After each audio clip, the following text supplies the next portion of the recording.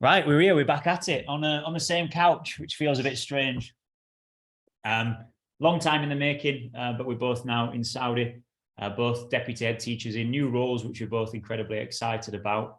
But it's just strange to be sat on the same couch as you. We're usually thousands of miles away on a Zoom, and I get loads of space to myself, and you can't see what I'm doing. And today will be a little bit different. We've got a great guest for you today, and we're really excited about jumping into Series 3. New name, same game. Brilliant. Great to be back, Lewis, and can't wait to learn some real gems of wisdom from our guest today, Eva Cartwright. Now, we met Eva a few weeks ago when she came over and did some work in our school with teachers and teaching assistants, with the leadership, but we actually properly connected at a staff social event, and from putting that hour to rights, the world to rights in that hour, we knew she'd be an amazing guest. So welcome to the show, Eva, and tell us in your own words, what is an infinite learner?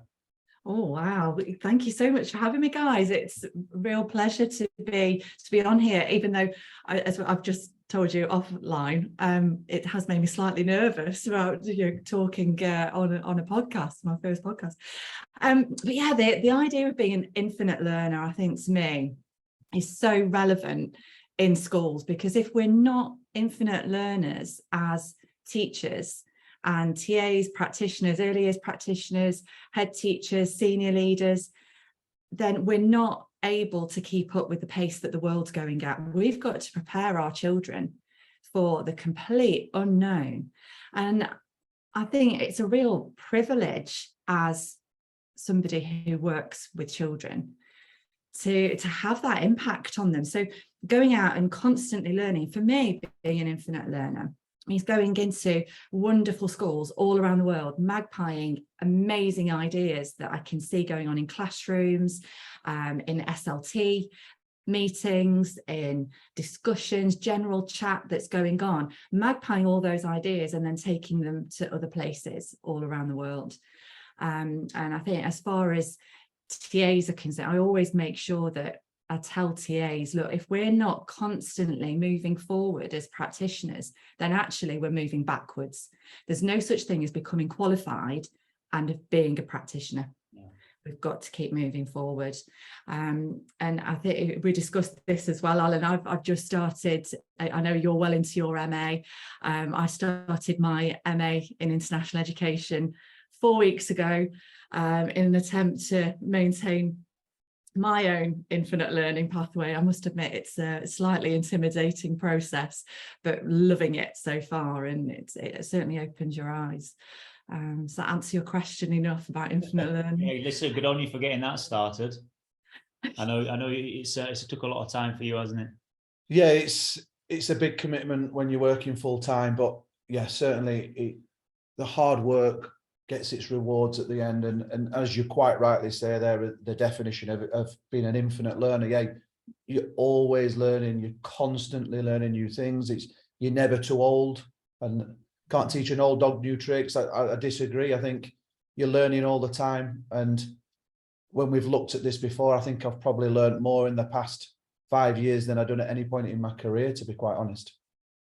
Oh, really, it's having that openness, isn't it? That opportunity to just be aware that at no stage are you a finished article. You're always looking to learn and to make progress. And Alan and I often have conversations around this of just every day, if you can spot something that you've made progress in, or if you've learned something new from a conversation with somebody. I read one the other day that I thought was brilliant, that if you want a new idea, read an old book. And I thought that was a cracking one, because these ideas, a lot of them in pedagogy, have been around for a long, long time, and they go around in cycles and circles. But it's keep bringing us back to what's important. So to tell us what's important for you, Eva, in terms of your journey and where you've come from and what you're doing, what are the things that you hold really dear? What's really important to you? Yeah, I think that the true honour and privilege of working with people who have so much impact with the children. And you think, I go into a room to deliver training sometimes with, say, 40, 50, even 60 sometimes TAs in a room. And each of those TAs have direct access to 20, 30, 40, maybe even more children during a day, because even the children they're walking past in the corridor. And I've got an opportunity to influence the way they interact with every single one of those children during a day, by changing the way that perhaps they interact in a really positive way, embedding that lovely that motivation, that independence, that curiosity with them. And just changing. Sometimes even TAs will say to me that they hadn't really thought that when they're barking out commands, that it was coming out as a bit of a bark, and that actually that by changing the way that they can have that little bit of interaction makes every single little bit of difference. I'm not saying that that's every TA, but even just if it's one or two that have said that if it changes that way of interacting, I think that's really magical. But TAs on the ground and early years practitioners on the ground really are the glue in that school. They hold everything together. Without the TAs, a school kind of crumbles at the seams. So the fact that I've got that opportunity to have that little bit of impact in how they work with their children on a day-to-day basis, I think for me, that's really magical. I think that mentioning of how they work on that micro level is exactly what comes to mind for me when I think of the best teaching assistants I've seen in schools, and the most passionate, and the ones that are really connected with the children, the ones that are building really meaningful relationships with the children. How do teaching assistants do that in your experience? What makes those ones that make those relationships so special? Yeah, I think where TAs really are spending that time in getting to know the children, really finding those little ways in, finding those little breakthrough moments, those light bulb moments that that only they've been able to achieve with that child, because they've kept finding different ways to help them access that little bit of learning. And they're able to get that one-to-one and small group interaction going that teachers quite often don't have the time to do. That they experience, I think, far more of those light bulb moments than anybody else in the world of education. And those little bits of perseverance and the calmness, the patience that they've so often got to take that step back and think, right, this isn't working. How can we make this work going forward? What are the little tweaks and changes, the additional resources I could bring in to this particular area of learning? What is it that actually makes this child tick? And I know this firsthand, even from my own children, and seeing the breakthroughs that, particularly my daughter, who's now 22 and has just graduated, she was pretty much written off by the education system in her teens, and definitely wasn't part of the ordinary class during primary.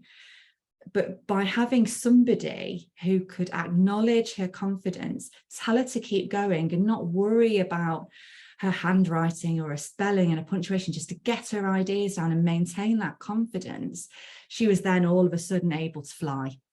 I think from seeing that firsthand in my own home, that I know that little bit of magic is spreading within each of these other schools where they've got these fabulous TAs. TAs are utterly fabulous. I think what you've just described there, Eva, is the Maslow before Bloom, isn't it? Where you've actually got that one person who really cares, where the relationship is important, not necessarily all about the educational outcome, whether it's test results or whether it's academic achievement. It's the caring, because they can't get the other stuff without the caring. And it seems to be from your motto, where you've talked about be inspired and be inspirational, small changes, big impact. Where did that come from, and how do you make sure you're promoting that in your work?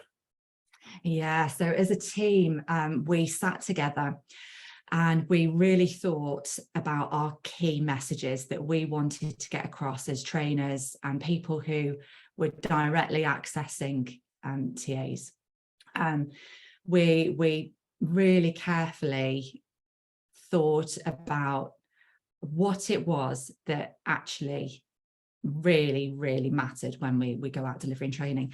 And those two things really stemmed from that. The small changes that make the big impact, because it really is those small changes that make a big impact. For one child, it could just be the eye contact and a smile that changes everything about their day.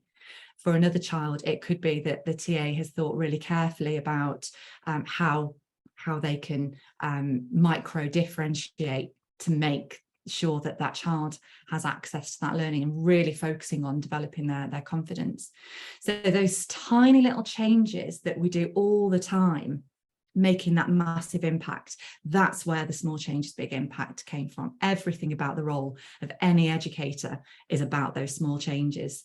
And I think it really stemmed from as well the marginal gains. Dave Brailsford, we felt really passionately that actually, if we think carefully every single day about those little tiny marginal gains that we can make in education, that's what makes the big impact. So it's magpieing again lots of different concepts from other people, but thinking about what really mattered. And then the be inspired, be inspirational really came from the fact that as facilitators of training, we have to go and find things that inspire us so that we can attempt to be inspirational for TAs and early years practitioners that we're going into. But also that's a message that we wanted to put to our TAs and our early years practitioners, that if they find ways to be truly inspired every single day, that they're reading and talking and looking for new ideas, they're undertaking their own little tiny research projects every day in how to improve, then they can be even more inspirational for the children. And in turn, the children then become inspirational for each other and become inspirational adults. So this whole kind of knock-on effect of being inspirational, we found detrimental to the work that we do. Yeah, to answer your question enough. It does, and to go back and almost paraphrase the last couple of questions, you've talked about relationships needing time being a real key indicator in relationships, and how much you can grab those moments, how much you can, I think you call them light bulb moments, didn't you, of trying to make sure that you're there when the students are doing the right thing. And as one teacher in a class of, up to 30 children, often it's difficult to be there at that exact moment, but as a teaching assistant you have the opportunity to do that. You talked about caring, and it makes me think of conversations that Alan and I have had with Kent Purkell, who's an active head teacher in the US, who does lots of work on developmental relationships, and indeed that's something we're doing in our respective schools at the minute. And Rita Pearson about being children's champions and being there and supporting the children. And there were sort of 3 C's that came out of what you said. You talked about caring, calmness, and confidence. And I think you've been very modest in saying that some of these are trying to be small changes that make big impacts. But in your experience, Eva, I imagine some of these do have a hierarchy. They are a bit more important than the others. What's the 1 or 2 things that are so key for teaching assistants to get right? Yeah, I think ultimately, even if when you've got the most highly qualified TA, the most professional TA, if teachers don't know how to work with the TAs, that's a real detrimental impact. So we do spend a lot of time, as you can imagine, working in schools, ensuring that not only SLT fully understand best practice in working with TAs, but also teachers know best practice in working with TAs. But then the best TAs, they know how to make the most of collaborating with the teachers. We, ironically, to follow on from your 3 C's that you've pulled up there, Lewis, we focus on 4 C's: commitment, collaboration, consistency, and communication. And without those 4 C's, and we show them generally in a training session in a staircase format, because without any of those elements, the staircase falls apart. So for the true magic to happen in the classroom, the consistency and the collaboration are absolutely essential to making sure that that children know that they're going to get the same responses, the same positivity, the same rewards, the same messages being given to them during learning activities, the same language, terminology, teaching strategies, all that kind of magic, so that then it raises the profile of the TA in that classroom as well. And they're seen more as a co-teacher rather than the teacher's helper. That's something that we're really, really passionate of, keeping that barrier absolutely blended, you know, that there's no barrier there. And ultimately, if I was to walk into a classroom, and I say this often for UK schools, that if I'm an Ofsted inspector and I'm walking into a classroom, because Ofsted do now really carefully look for whether the TA is being truly effective, and if they're not, it's the teacher that gets pulled up on that. So if I'm an inspector walking to a classroom, I don't want to see any difference between who's the teacher and who's the TA. That's really, really important, that there's no discrepancy between who's the teacher and who's the TA in terms of great practice. It's only the ultimate responsibility that's held by the teacher. Yeah, I'm just going to use that example there where you talked about the best practice, didn't you, with regards to teachers, and flipping this across to the teacher. I think we'll get a real buzz off our audience from this one. Is I remember back to at university, we never got taught how to utilize teaching assistants. In fact, when I look over a 25-year career, the amount of times we've had any sort of professional dialogue over how do we better utilize teaching assistants is minimal. It's something that we've caught rather than being taught. And it's something we've developed as a group. And I know Lewis and I did some work in Manila with our own assistants, and they were like having members of staff, weren't they? Were like full-time teachers. They were that good because we involved them in the process. So give us some examples, Eva. What is the best practice then that teachers can do to really get our teaching assistants involved? Yeah, and it's quite a tricky one. I totally get exactly where you're coming from. And this is one of the reasons why I think I'm so passionate about this. As an NQT, going into a primary classroom for the first time when I first qualified, and I got a 56-year-old TA and hadn't got a clue how to deploy her at all. Literally, and I felt guilty asking her to do anything, or had even thought, oh my goodness, you know, this poor lady isn't even paid enough to be involved in understanding anything that's going on in this classroom. Whereas actually, truly professional TAs really, really want to be part of that teaching and learning. So the best practice, there's been some fabulous research that's been carried out by the Education Endowment Foundation on best practice in working with TAs. Now, I've rephrased their documents. I don't actually like the name of their document. It's how to effective use of TAs. That word is obviously not the greatest, but in their research, there's loads of really good guidelines and recommendations in how to work effectively with TAs. And ultimately, it is all about building that solid foundation of a relationship, making sure that TAs understand that they're not just there to deliver teaching and learning in the classroom, that actually they need to be part of the entire plan, deliver, reviewing, monitoring progress, reflecting together with the teacher and being part of that entire cycle that's so important. But also, I hadn't got a clue when I first started as a teacher, and I know that I was really guilty of this when I first started out as a teacher, giving the TA the lower ability group all the time, because I felt that that was the most appropriate role, whereas actually best practice should be in mixing that up a lot.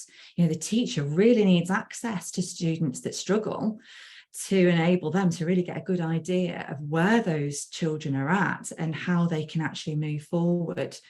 So that's really, really important. And I think, you know, just sharing that best practice in what great teaching looks like as a team, so that they really are working as co-teachers together in a classroom, is really, really great. Just seeing, I like the term working as an extension of the teacher, so that the TA really is a genuine extension of the teacher. So for teachers, that then means sharing everything. You know, that it's not, right, this is my role, this is your role. It's a case of, right, this is what we're now doing as a team, and holistically building that together. So Eva, I'm just going to show you a book. It's up here behind. Yeah.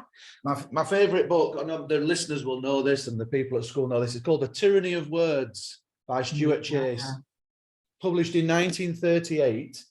And you mentioned something about the wording of teaching assistants there. What would be a better semantic then? Yeah, wording as their title. Or yes, because just in the yeah. title, the language is so powerful, isn't it? We know this across the board. So yeah, how could we change that word that would then maybe help and empower the teaching assistant more? Yeah, interesting. And a lot of schools have looked at this, and there are schools such as the Dulwich Group that refer to their TAs as assistant teachers. So they just literally switch the words around. Okay, yeah. Even that switch, what was the difference then, Eva, when you've had feedback from that? Yeah, it was interesting. And I think it's, as part of that switch, when they explained it to the teachers and the TA and the ATs there, of why they were doing that, it did raise their profile in the fact that they are assisting the teaching and that not a teaching assistant. However, I don't think it matters too much which way around the words are. Some schools refer to them as co-teachers. They literally use that term, co-teachers. And I think a lot of those co-teachers really do like to be called co-teachers. However, I've also been into schools where they've come up with this wonderful title, but ultimately those TAs are still out of the classroom when the children are in the room. They're laminating, they're putting up displays. That's something that we have to be really, really careful of. If the children are in the room, that we're not out doing other things. We're always involved in that teaching and learning, and that actually admin is shared responsibility between the teacher and the TA. So you can have the most glamorous, wonderful name. However, you're gonna live and breathe it, aren't you? Yeah, if the attitude hasn't actually changed, then there's no point in having this wonderful name. I like the fact that very few schools refer to their TAs as classroom assistants, because that goes back to the whole paint pot washing, resource preparation, hearing readers kind of attitude. Whereas anything that I think has got the word teaching in it has direct links to, okay, we are firmly involved in teaching, that we're not there to keep the classroom organised. I like that idea of trying to think of teaching assistant as the people that are assisting the teacher. And I think there's so many subliminal messages that can be sent out in how one adult in a room treats another adult in a room. What impact can that have on students? And you've talked really well there, and it's been really interesting to hear you talk about maybe the positive effects and the impacts that this can have. Tell me about the detrimental effects of what that can have if that relationship between the two adults in the classroom isn't equal and is hierarchical. Yeah, it never really quite works. And you know, where I've seen this happen, it's, I think the worst are where there's a personality clash between the teacher and TA, or where the teacher is desperately clinging on to that power of it being their classroom. And I think that's always a little bit of a shame where that happens. And I think if we can break that down and get that lovely positive relationship going right at the beginning of the school year, so that they know where their vision is for their classroom for the year, they know the core messages that they want to put across to the children and kind of embed within the school year, then that really, really helps. But I think that's got to come from the top, that teaching assistants aren't there as their helper, that they really are there to be part of that teaching and learning. Excuse me. And I think that's something that SLT need to make really clear as well, that that's what they're looking for when they're undertaking learning walks, and that they are they're really genuinely looking for that two-way relationship of the classroom working really effectively together, that if they walk around and they see hierarchy in that classroom, that they're not going to like it. And you know, you're going back to the start of my career as well, I had no idea that this could even be a thing, that as a teacher that it wouldn't be my classroom. And yeah, you can definitely see why people who perhaps qualified a long time ago would perhaps even think that that's not right. Yeah, and the importance of learning and taking this on board and getting a little bit better every day. There's a lot of challenges you've raised there. And I think a really nice exit point to those comments is looking at the role of the senior leadership team in developing these relationships and in getting this message across, that this role is incredibly important and incredibly useful, and it's a purposeful role that can have a huge impact on students. Obviously, within that, there are a number of different things and different layers that will be challenges. I'm thinking already about the difference in the hours that teaching assistants will do compared to teachers, the expectations of a salary and contract and a job description. How do senior leadership teams start to align those in a way that respects the disparities? Let's not hide away from the fact that there are disparities in job title and in salary, but still respects that opportunity to create time for relationships and give people the opportunity to make this work as best as it can.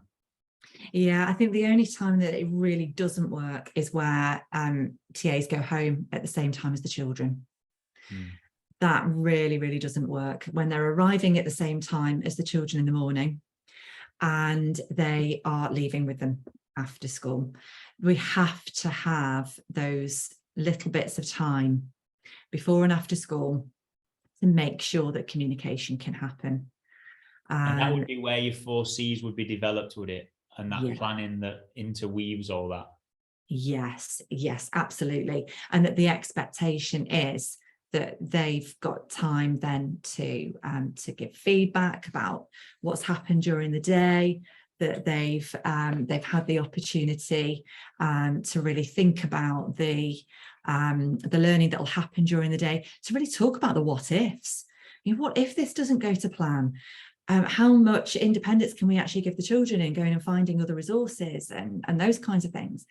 But also, you know, at the beginning of the day, if we're not setting the tone for the day together and we're not welcoming the children in together as a team, then parents aren't even seeing that we're a team. So it's how it looks as well as the actual feel of the interactions that really, really matter. And where TAs are shared across classrooms, a great way of helping with this is having just a simple notebook in the classroom, just a teacher TA notebook that's away from where the children can access, that the teacher can make notes in that will be useful to the teaching assistant when they come in, and vice versa, that if, say, the TA's got to rush off to another classroom or everybody's off on duty or whatever it is, they haven't got time for that immediate conversation, that they've just got somewhere to jot something down as a quick note, so that all that lovely communication is shared. Yeah, it doesn't get lost there as well. I'm just making notes there myself. Really good point. I want to just come back to hierarchy. And you know, because you've visited our school, we're out in a part of the world where hierarchy is fairly big. We've worked in Asia where hierarchy is big. It's less so in the UK, where people are much more on an equal footing. So I'd just like to get your thoughts there, the differences between the work you've done in the UK and then where you've been international. What have you seen as being the main differences and challenges? Yeah, so many of the challenges, I think, within international settings are where you have Western teachers being brought in and local hire TAs. Yeah. And a lot of that then impacts the TA's confidence. They may be naturally more submissive and may not feel empowered enough to share their thoughts and ideas. So a lot of the work that we do in schools where local hire TAs are prevalent, spend a lot of time working on their confidence. And actually that understanding that there's no such thing as a perfect TA, there's no such thing as a perfect teacher, there's no such thing as ever a perfect day in school. You know, literally. Yeah. Perfect lesson would be nice, wouldn't it? Yeah.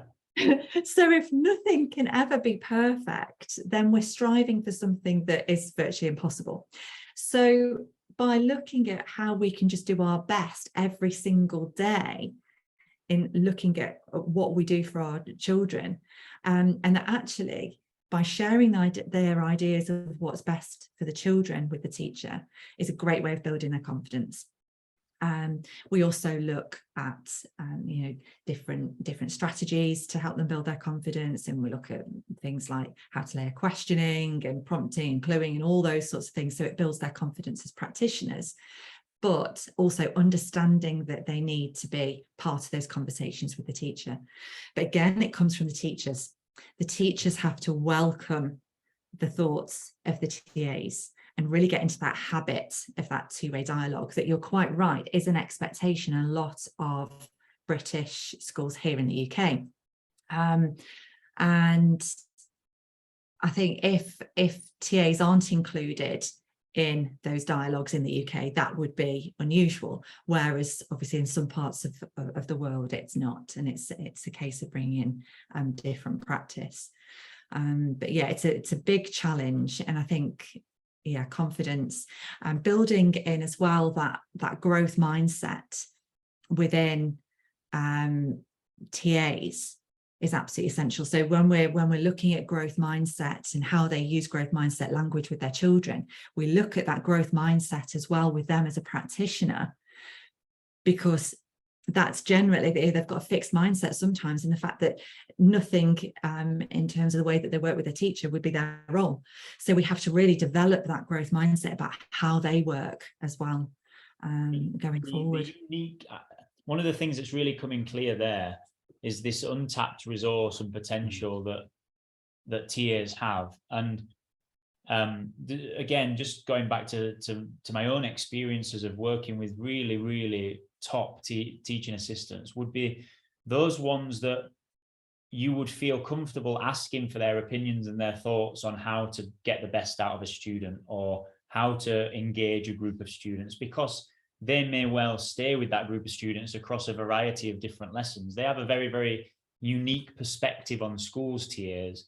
And I wonder, is it a lot of the time teachers that are holding TAs and students back because of an unwillingness to either listen or to ask the question, or to, if you like, if I'm being really frank, drop their ego and think that the TA might be able to give them advice?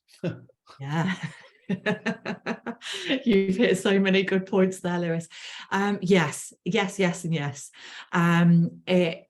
It quite often is the teachers that are holding back, but not intentionally. You know, sometimes they just presume that they wouldn't want that level of responsibility. And yeah, it is a big challenge in breaking those barriers down and making sure that we're a team ultimately. Can I add to that? I'm just trying to think of a scenario there. And I know we've got a CIS inspection coming up quite soon, and Penta after that. Lucky you. Yeah. It's just, there's a scenario where you've talked about the teaching assistant shouldn't always be put with lower ability, and I fully agree with you on that.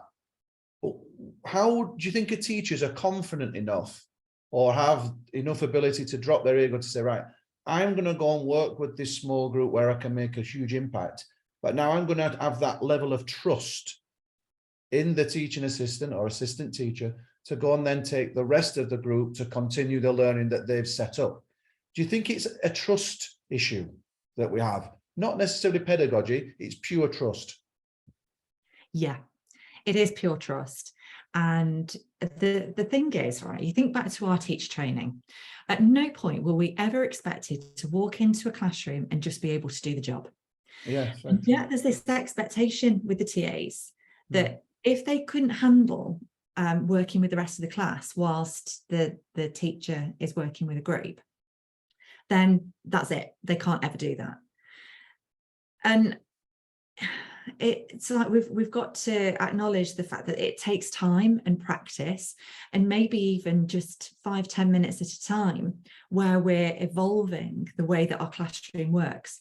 You couldn't trial it the day that CIS walk in, but it's something that should be embedded, perhaps even if it's just once a week, where we trial it, we practice it, we see how it's working. And going back to Lewis's point about being open to that two-way dialogue then about, right, what went well, what didn't go quite so well, what will we do next week while we're doing this again, and making sure that we're going through that growth together as a team. And it's not just seen as, right, you're either a great TA or you're not. You know, there's not any of us as teachers who were great teachers when we first started teaching, that is for sure. Without a doubt, you don't just have a natural ability to be a good teacher or a TA or equally a mathematician or anything. It takes a lot of work. And some of the points that you talked about there just come straight back round to what you mentioned right off at the beginning, which was relationships, wasn't it? The trust is a result of those relationships and a result of that time spent together. And I want to just nip back to a point you made earlier on, which I thought was fantastic. And I think with most people in education have probably seen this in action, where your TAs do walk in at the same time as the children, and they do leave at the same time as the children, because that's what they're contracted to do, and they're well within their rights to do that. So thinking from a school logistical point of view and a leadership point of view, Eva, how do you create the changes there and create that culture of having teaching assistants and people assisting in classrooms that want to be part of this and see the value in it, rather than this is an extra 2 hours of my time tagged on to the beginning at the end of the day that I don't really feel like I need to do. My job's to turn up and help in a classroom. Well, that's what I'm going to say, that you could come back. That's not my job. That's a phrase often used. That's not my job. You're the teacher, you're leading, you're at the front of the class. And for us as teachers, is that then perception that are they doing your job if they're the ones leading? Yeah. Do you get what I mean? I do. Yeah. And it's really complicated in the dynamics, and every TA is different and every teacher is different. But most TAs, when you start asking them the questions of how much responsibility they want to be involved in the best way possible. And it isn't about pay, it's about wanting to do the best job that they can possibly do.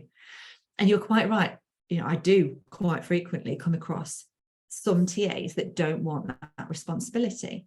And you're quite right in, should they be made to have that level of responsibility? Probably not.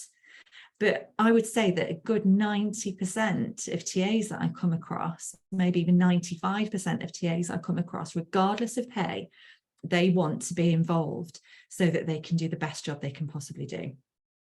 Now, in terms of the times that of coming in and going home, that has to really come with the contract, and they should be paid for that time to come in before the children are in and to leave after the children go home. That has to be something that the school changes.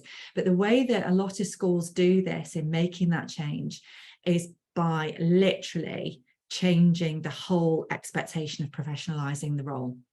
So restructuring the way that the job descriptions are written, looking at having literally level 2, level 3, level 4 TAs, regardless of qualification. That's the expectation of the role. So a level 2 TA would be involved in supporting in the classroom. A level 3 TA would be involved in taking groups, leading certain elements, maybe supporting whole class teaching. And a level 4 TA might be a lead TA. And they might be responsible for delivering specialist areas of training to other TAs and being involved in more of a leadership kind of role. So giving an overhaul really of the bigger picture of how their TAs work, but also looking at, and I'm losing my thread here slightly, looking at the way that they do performance reviews, the way that the expectations are against those performance reviews and what we're actually looking for directly with practice. And there was something else that popped into my brain there and it's gone. I'm really sorry. Oh, it's okay. No, it's great. So Yeah.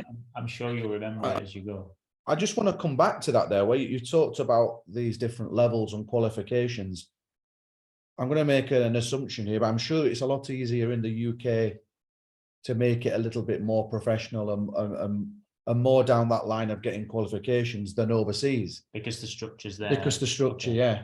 And I'm going to make another bit of a presumption here, but I've seen it in many of the schools I've worked in. A lot of our teaching assistants tend to be trailing spouses or husbands are working. You don't see, have you seen any male TAs? Male teaching assistants overseas, I haven't seen many. So I don't know how that applies in the UK. You might be able to give us a bit of meat on the bones here, but I'm sure platinum training and consultancy, you probably have a little bit of input there, don't you? Can you do that overseas? Can you be given these qualifications? What could we be doing better than to try and attract a different sort of personality to the role? Yes, yeah, absolutely. And although when we very first started out as TA College back in 2006, the whole concept of what we were about was providing more flexible training, e-learning training, just for our local TAs. But ironically, our very first international TA was at Tabuk Primary, one of yours, at BIS Riyadh. And she then started one of the qualifications remotely with us in 2007, 8-ish, I think. And obviously since then, yeah, we have delivered qualifications all around the world. I'm working currently with your primary team in looking at layering the structure of the TAs. And for some of that, it doesn't even have to be with qualifications. But most people do want the qualifications, and they do want qualifications then they can take around the world with them. And if they are going to remain as trailing spouses around the world, those qualifications are very, very useful to take with them. Yeah. Some schools have used other resources with us. So we've got things like training toolkits, and we've got the unaccredited training. We do the COBIS diploma for international TAs and things like that are non-accredited. And sometimes they use those layers of non-accredited training to layer the expectations. Yeah. So not all of it has to be done with a structured qualification in the same way that the expectation would be, perhaps in the UK. But the role does need to be layered. Yeah. And particularly in large schools such as yours, where you've got a lot of people, that it's a huge gap. If you don't have those HLTAs, as higher level teaching assistants, those people working as lead TAs, it can lead to a big breakdown in communication and high quality of sharing good practice. Having TA meetings where they're able to share and think together and grow together are absolutely essential. You use that phrase HLTA in your level 2, 3, 4s, and my mum actually used to be a HLTA, and it was really interesting when I spoke to her, because oftentimes she would come home with a task to do that was really stretching her skill set in terms of, for example, IT and putting things together, but often with a sort of frustration of not really knowing where her role starts and ends. And my mum is a real learner. She did her A-levels long time after she finished school at night school. And she was very much one of these people that worked through those levels and was very proud to be a HLTA. And I just wonder where that line is between your HLTA that wants to go on and work through a system and be as good as they can be at the job, compared to your teacher who's fresh into the role. There's not much of a gap there, is there, by the sounds of things? There is, and again, this is one of the biggest issues of being a TA, and this is where I'm so sympathetic to the role of the TA. They're expected to be ever so slightly psychic. You know, to walk into a classroom and just know what to do. Yeah. And teachers quite often will label it as, oh, the TA isn't using their initiative. No, what you mean there is that they're not being psychic. They're not absolutely reading the plan. And I think as teachers as well, we can be sympathetic to this. We can understand this. We've all gone into a classroom and picked up somebody else's planning and tried to run with it. And it's really flipping hard. And all the way through that lesson, really tough to do, yeah. All the way through that lesson, you're thinking, oh my goodness, are the children actually producing what the teachers, what's the teacher going to think when they come back and they see this work that these children have produced? Is this going to be what they want? All the time, TAs have got this going through their mind. Is this actually what the teacher wants? And quite often they'll even get to the end of the lesson and the teachers will look at the books and say, oh, well, that wasn't quite what I was expecting. Well, of course it wasn't, because they're not mind readers. So unless we can break that communication down and actually talk, right, this is exactly what we're looking for, and it's got to be the children that are producing this, not being over spoon-fed by the TA, that can break that barrier down. But going back to your mum there, Lewis, I think that's, you really hit on a couple of things there about the fact that she is an infinite learner. To do her A-levels as an adult, I'm in awe of being able to do A-levels. I look at the stuff that I see students do. My son's in year 13. I look at his work and I'm like, my goodness, where would I even start with this? But for her role, for her to be coming home and saying that she didn't quite know the boundaries of her role, that all stems down to communication. It's not her fault. It's because at some point, perhaps she could have asked better questions, but ultimately there needed to be somebody to ask those questions to. Clarity. It comes back to clarity. We talk about this all the time, don't we? We do. And I'm also thinking of the word accountability here, because throughout this conversation, you've talked a lot about the sort of outcomes delivered by a teaching assistant. They seem to fall under the responsibility of the teacher. Where is the accountability for the teaching assistant? And I mean that in a way of where does a teacher's guidance and communication stop and a teaching assistant's performance pick up? Yeah, that's a really good question. And I think as far as all of us are concerned as educators, we can only do the best job that we can do. So I think if you've got TAs who are willing to do the best job they can possibly do, then that's half the battle.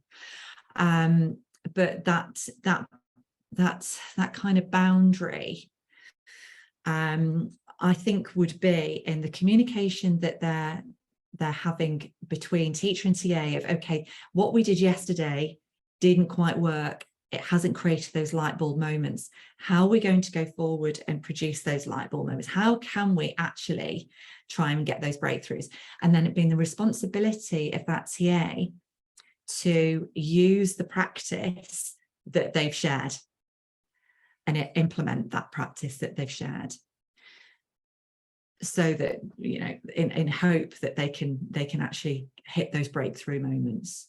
So the teacher, yeah, it does. So the teacher leads the decision making, and the teacher leads the ideas, and the TA tries the different ideas and provides feedback, which informs the teacher to make the next decision. And I imagine as that relationship gets better, that becomes more of a two-way dialogue as opposed to one way. Right. And I want to sort of touch on that with this question here. And I'm probably going to come at this from two different angles. The first one is, what do teaching assistants want from teachers? What are they crying out for that they're just not getting? It's a great question. Wow, that is a really, really good question. Thank you, guys. You're very supportive. Wow. To be valued, I think, is absolutely top of the list. And I think where TAs are really happy, where they've got a teacher who really values them, not only as a professional, but as a person.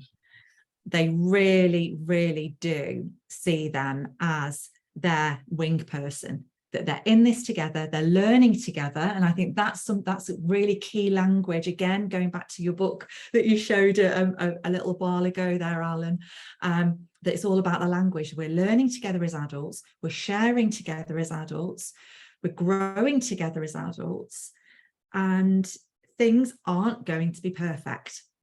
All we can do is our best. So by having that mindset, they really do feel valued as a person. I think where they're very unhappy is where they are treated as a resource, and they, I'm trying to find the right words for this, where they walk into a classroom, they're given an activity, or worse still, a bit of admin to do. There's no pre-conversation that's gone on with it at all.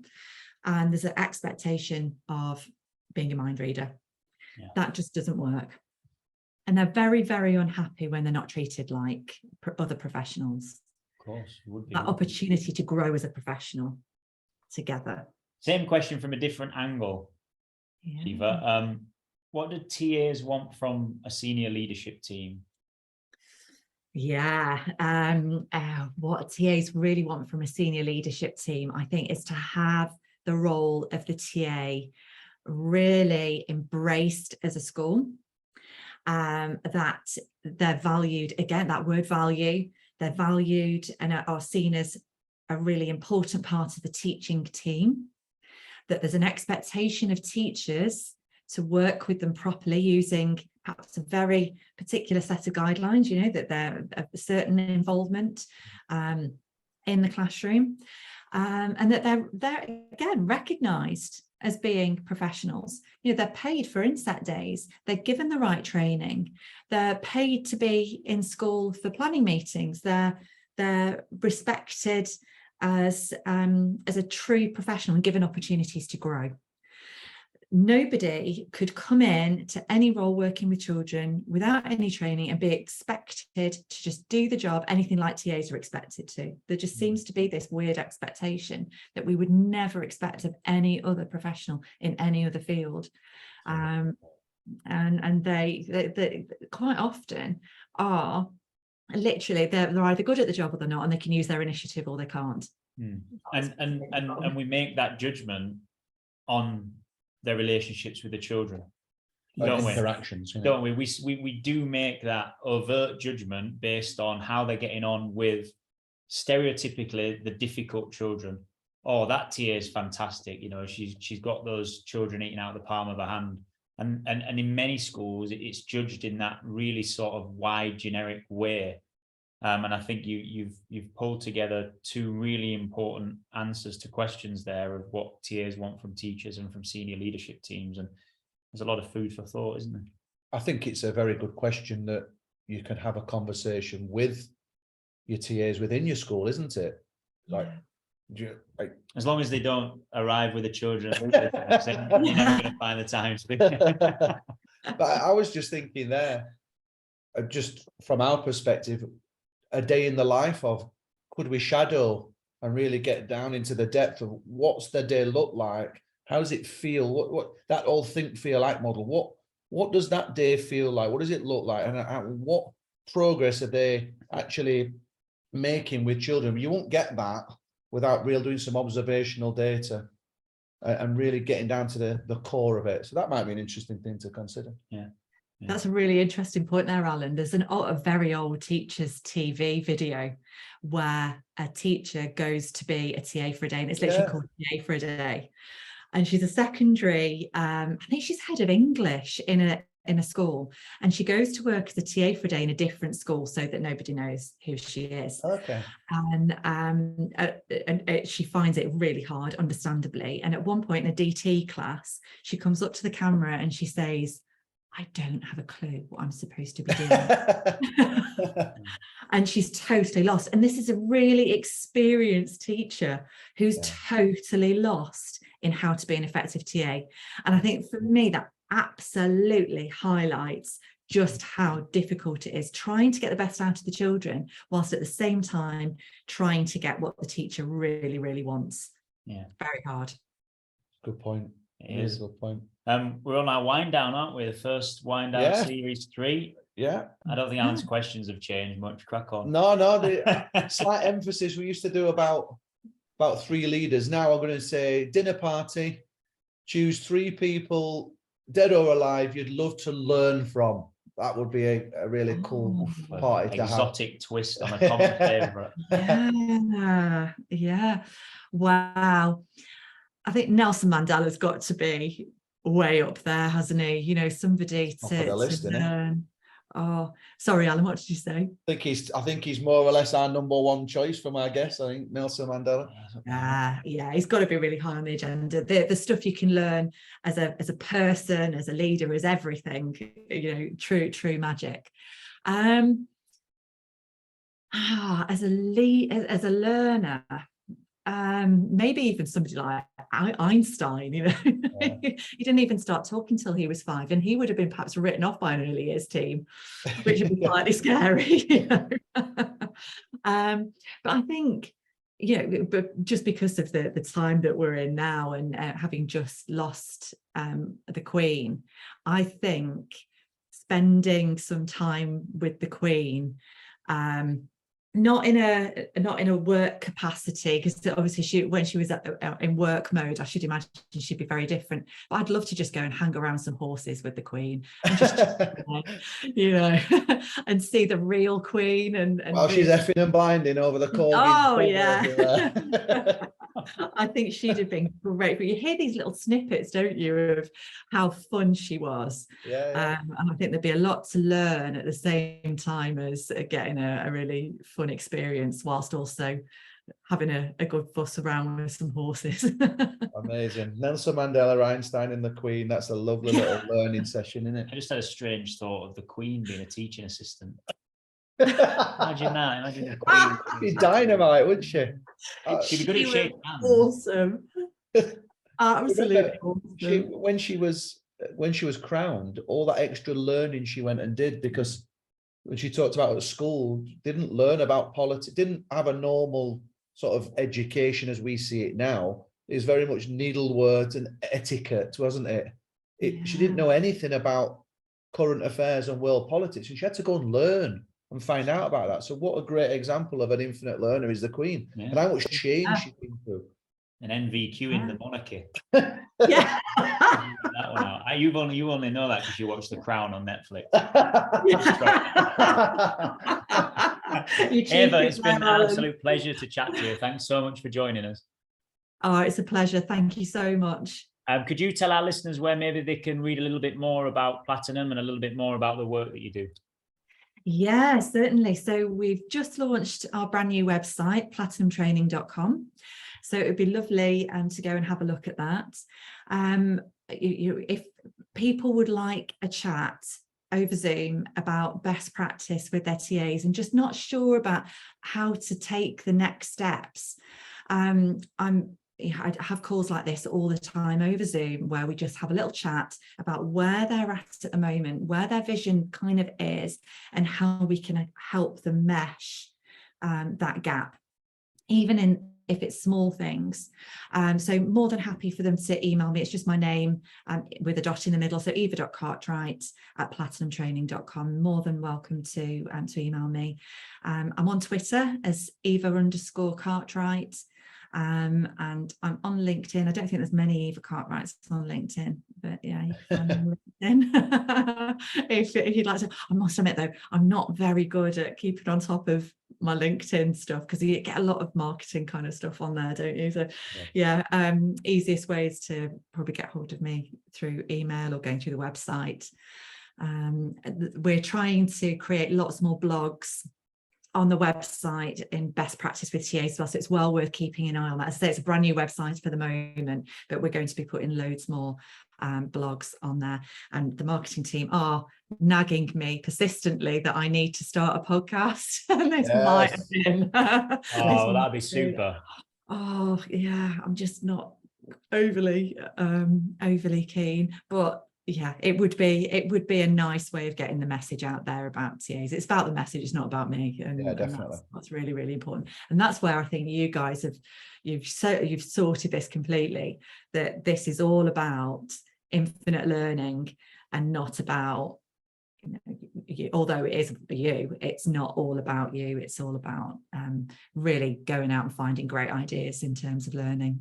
So we credit to learn you. loads from a guest, as we have done today, with the time that you've generously spent with us, and we love it, don't we? Love it. It's a CPD for us, for the people we work with and our colleagues, for anyone that listens. And wherever we're helping a person, it's worth doing, and that's what we're in it for. So thanks very much for your kind words, and thanks for your time, Eva. It's been great to chat, and I'm sure that we'll talk again soon. Thanks so much. See you.